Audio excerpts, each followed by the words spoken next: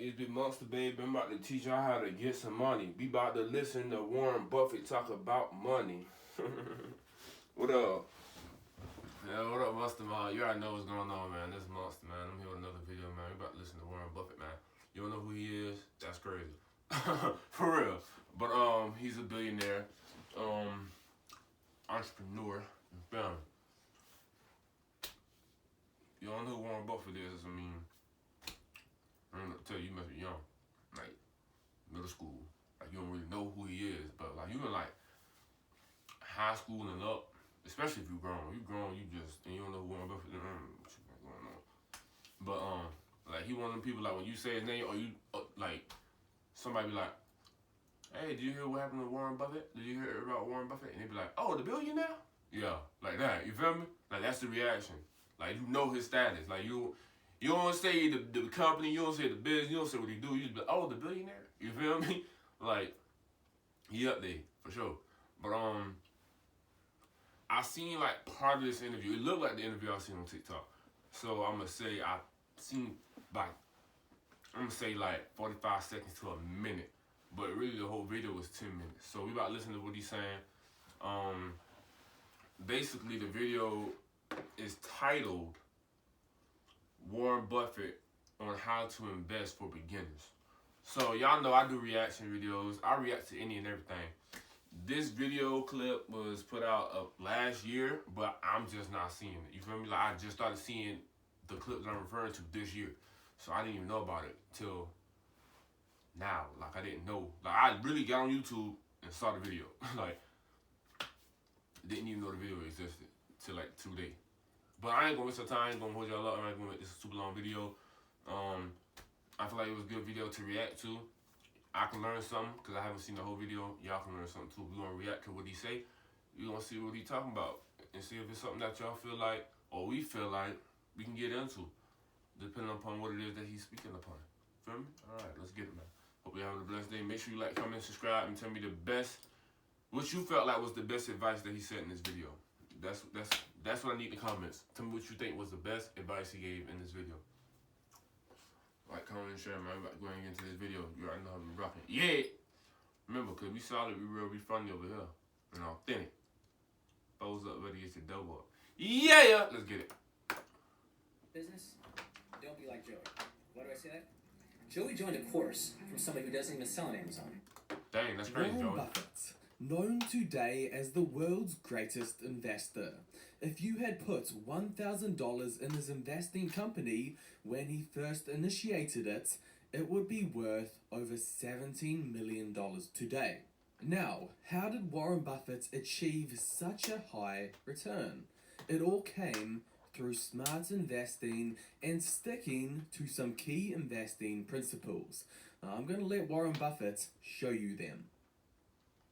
We look for three things when we hire people. We look for intelligence, we look for initiative or energy, and we look for integrity.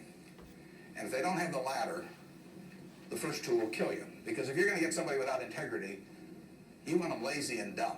I mean, you don't want them smart and energetic. So the answer is that investors behave in very human ways, which is they get very excited during bull markets and they look in the rearview mirror and they say, I made money last year, I'm going to make more money this year, so this time I'll borrow, or the neighbor says, I wasn't in last year when that neighbor was dumber than I made a lot of money, so I'm going to go in this year. So they're always looking in the rearview mirror.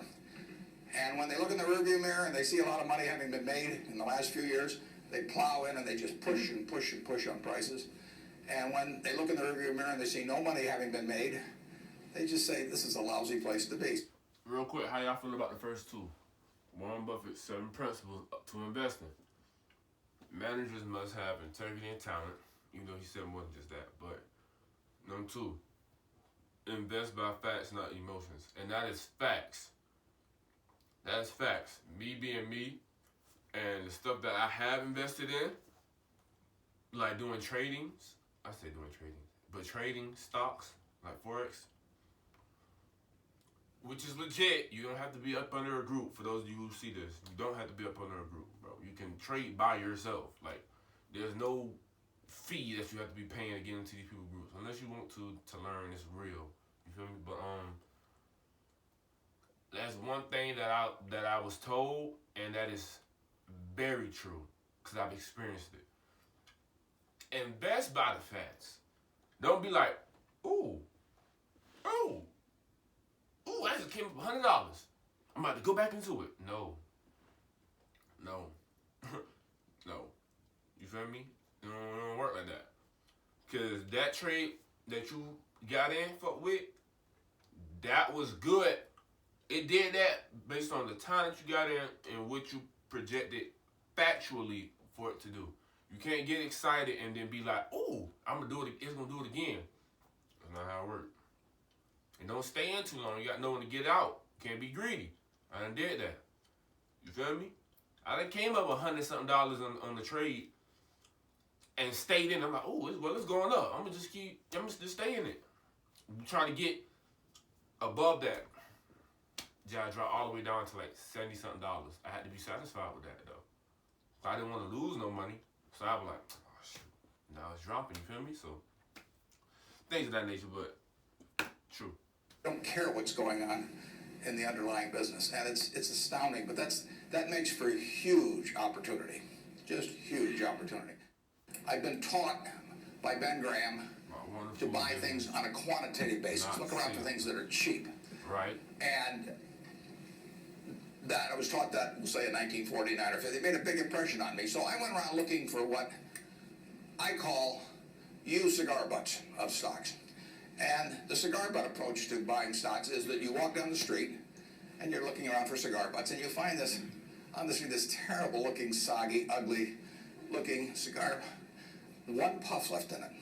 But you pick it up and you get your one puff. Disgusting, you throw it away, but it's free. I mean, it's cheap.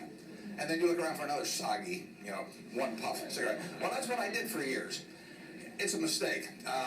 Although you can make money doing it, but you can't make it with big money. It's so much easier just to buy wonderful businesses. So now I would rather buy a wonderful business at a fair price than a fair business at a wonderful price.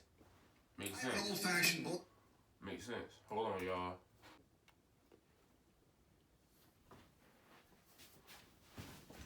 Alright, y'all, I'm back. I had to put some space on my computer. You feel me? I forgot I had a large file on my computer. Back to the video, though, man. Back to the video. We're talking that real, man. I'm gonna go back just a little bit.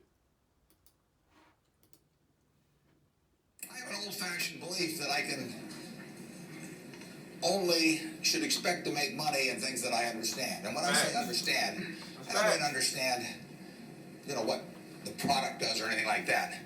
I mean understand what the economics of the business are likely to look like 10 years from now or 20 years from now. I know in general what the economics of, say, Wrigley chewing gum will look like 10 years from now. Right. The internet isn't going to change the way people chew gum. It isn't going to change which gum they chew. If you own the chewing gum market in a big way, and you've got Double Mint and Spearmint and Juicy Fruit, those brands will be there 10 years from now. So I can't pinpoint exactly what the numbers are going to look like on Wrigley, but I'm not going to be way off if I try to look forward on something like that. That evaluating that company is within what I call my circle of competence. I understand what they do, I understand the economics of it, I understand the competitive aspects of the business. Right. So with Fundrise, you can I'm invest gonna elaborate on that. from there. So the things that I know that he's speaking of, or I feel like Our I can speak on, I'm talking. The biggest mistakes. So boom. What he's saying is, all right, boom. Perfect, because I'm chewing gum. Extra. You feel me? Extra, Juicy Fruit, Orbit. They make like the top gum. Okay?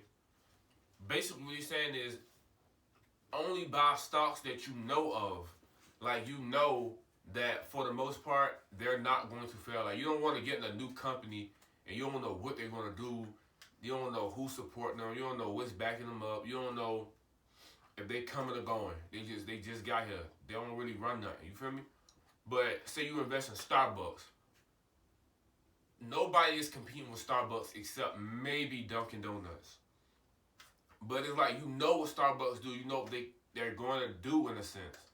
Will their numbers stay around the same? Will they go up? You don't know. But one thing you do know, they the top dog. So investing in them is pretty safe. You feel me? Because the only thing they can do is do something greater. What would that be? For example, I don't know. But that's the best example I can give y'all, for sure. But think about that. But I'll say this, though. What I've been told and what I've seen and what I've learned and studied for myself, I'm just giving y'all what I know. I'm not a financial person. Don't go off of what I say. Do your own research. But EFTs are definitely the way to go. EFTs are definitely the way to go when it comes to stocks. You definitely want to do that. And index funds. Definitely. But look into it. But don't just go with anybody. You want to go to your bank, or you want to go with known financial whatever. You feel me? Like, what I'm trying to say is you want to go with like people like Wells Fargo. That's who I know do it. Charles Schwab, Fidelity, things of that nature, you know? So check that out. Check them out. Made by far. I've made, not we've made. Biggest mistakes I've made by far are mistakes of omission and not commission. I mean, it's the things I knew enough to do. They were within my circle of competence, and I was sucking my thumb. And that is really, those are the ones that hurt. They don't show up anyplace. I probably cost Berkshire at least $5 billion, for example, by sucking my thumb 20 years ago or close to it when Fannie Mae was having some troubles, and we could have bought the whole company for practically nothing. And I don't worry about that if it's Microsoft, because I don't know it. Because Microsoft isn't in my circle of competence. And so I don't have any reason to think I'm entitled to make money out of Microsoft or out of cocoa beans or whatever. Right. But I did know enough to understand Fannie Mae, and I blew it. And that never shows up under conventional accounting. But I know the cost of it. I know. You know, I passed it up, and those are the big mistakes. And I've had plenty of them. And unless I tell you about them in the annual report, and I resist the temptation sometimes, unless I tell you about them in the annual report, you're not going to know it because it doesn't show up under conventional accounting. Right. But omission is way bigger than commission. There's big opportunities in life have to be seized. We don't do very many things, but when we get the chance to do something that's right and big, we've got to do it. And Real quick, I live in Georgia. No, I didn't go to the University of Georgia. I went to Savannah State, shout out to them. Savannah State University, a great college. Anybody interested in going to college. But imagine a billionaire being at your school. And you in college. And it's a billionaire right there talking to you. Like, you know how great that is? You know how big of an opportunity that is? I said on my Instagram, talking to somebody who got money ain't gonna really do nothing for you because they got it. They just telling you what they did. That's cool, but you still got to put in the work to make yourself great. You feel me? But the opportunity within itself is still right there in front of you. He might not want to talk to nobody after talking to everybody that's in that room. But because you said still, I'm going to still ask, please, can I just say one thing to you? Can I just ask you this, that, and third? And he like, you know what? All right. I'll talk to you. All right, what do you have to say? What? And you got a great idea. That's what he's saying. Take every opportunity. You know how many people actually want to hold a conversation with him who was smart enough to want to? You don't know what that man would be like. You know what? That's a great idea that you have. You know what? I like the fact that you didn't care that I said I didn't want to talk to nobody, really. I was trying to go. But you still persevered. And you had the integrity to come up to me still. You feel me? Like, take your opportunities, man. Take your opportunities. Do it in a small scale is just as big a mistake almost as not doing it at all. I mean, you really gotta grab them when they come. And because you're not going to get 500 great opportunities. In terms of our wholly owned businesses, we're not going to sell no matter how much anybody offers us for them. I mean, if somebody offers us 3 times what something is worth at See's Candy, the Buffalo News, Borsheim's, whatever it may be, we're not going to sell it. I may be wrong in having that approach. I know I'm not wrong if I owned 100% of Berkshire, because that's the way I want to live my life. I've got all the money I could possibly need. You know, it just amounts to a change in the newspaper story on my obituary and the amount of money that the foundation has. And to break off relationships with people I like and people that have joined me because they think it's a permanent home, to do that simply because somebody waves a big check at me would be like selling one of my children because somebody waved a big check. So I won't do that. And I want to tell my partners I won't do it so that they're not disappointed in me. More and more, with certain stocks, we've got that approach. Now, if we were chronically short of funds and had all kinds of opportunities coming, we might have a somewhat different approach. But our inclination is not to sell things unless... If you want to get rich quick, you should skip this ad right now, because I'm sure you've seen a lot of these fake online business. We get really discouraged perhaps with the management, or we think the economic characteristics of the business change in a big way. I mean, and that happens. So, but we're not going to sell simply because it looks too high, in all likelihood. I mean, you can't make that 100%. So now let's go over here. Hello, Mr. Buffett. I got 2 short questions. One is, how do you find intrinsic value in a company?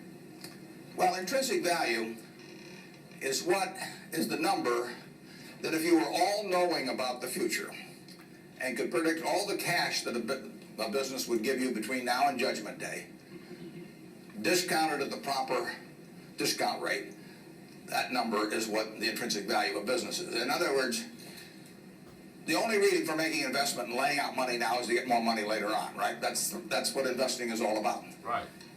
Now, when you look at a stock, when you look at a bond, so it means the United States government bond, it's very easy to tell how much you're going to get back. It says it right on the bond. It says when you get the interest payments, it says when you get the principal. So it's very easy to figure out the value of a bond. It can change tomorrow if interest rates change, but the cash flows are printed on the bond. The cash flows aren't printed on a stock certificate. That's the job of the analyst, is to print out, change that stock certificate, which represents an interest in the business, and change that into a bond and say, this is what I think it's going to pay out in the future. When we buy, some new machine for Shaw to make carpet, that's what we're thinking about, obviously, and you all learn that in business school. But it's the same thing for a big business. If you buy Coca-Cola today, the company is selling for about $110 to $15 billion in the market. The question is, if you had 110 or 15 billion, you wouldn't be listening to me, but I'd be listening to you incidentally. But the question is, would you lay it out today to get what the Coca-Cola company is going to deliver to you over the next 200 or 300 years? The discount rate doesn't make much difference as you get further out. And that is a question of how much cash they're going to give you. It isn't a question of, it isn't a question of how many analysts are going to recommend it, or what the volume in the stock is, or what the chart looks like, or anything. That's the stuff it's you a got to question think of how about. much cash it's going to give you. That's the only reason. It's true if you're buying a farm. It's true if you're buying an apartment house. Any financial asset. Oil in the ground, you're laying out cash now to get more cash back later on. And the question is how much are you going to get, when are you going to get it, and how sure are you?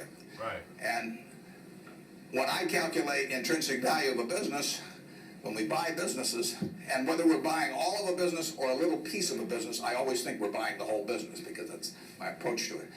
I look at it and say, what will come out of this business and when?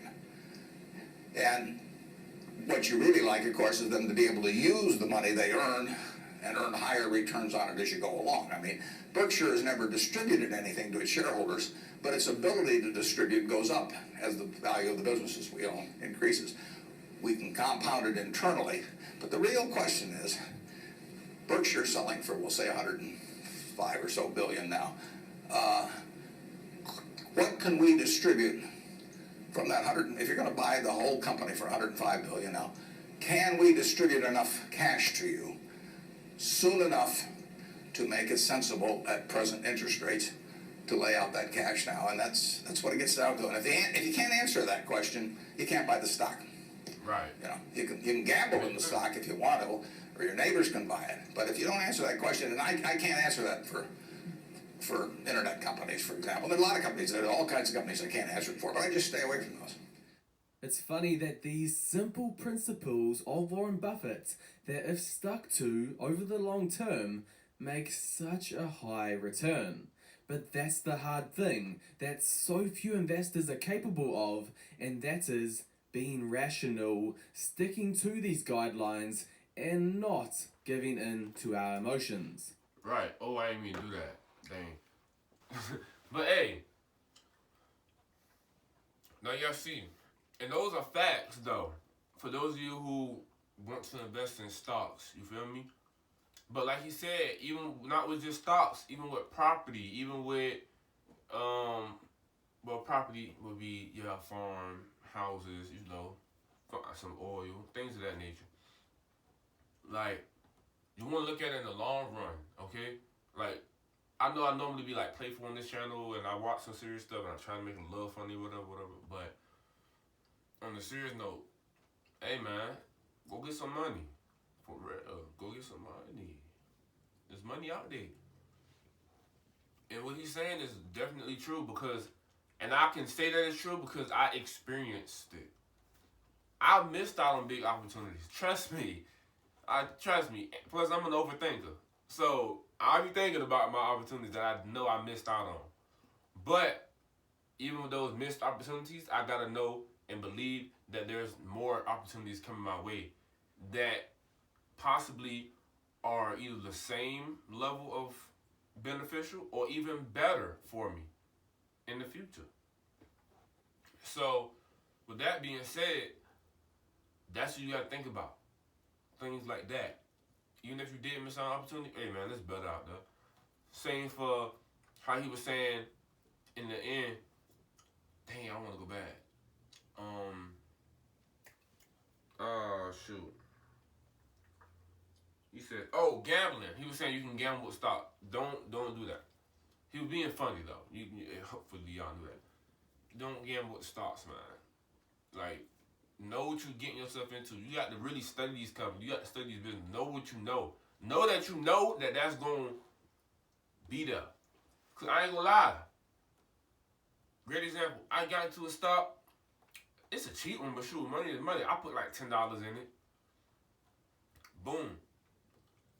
I might have looked last month. I can't even trade that stock. And it's still the same. It's like them folks gone. You feel me? $10 gone. You feel me? Like, I know that's a little bit, but that's still the best thing. That's like the best example I can give. But those are great 7 steps though. Hopefully y'all enjoyed the video. Hopefully you made it this long, man. Hey man, you made this far. Thank you for watching. Monster Mall, man, we out, man. We get you some money. Peace.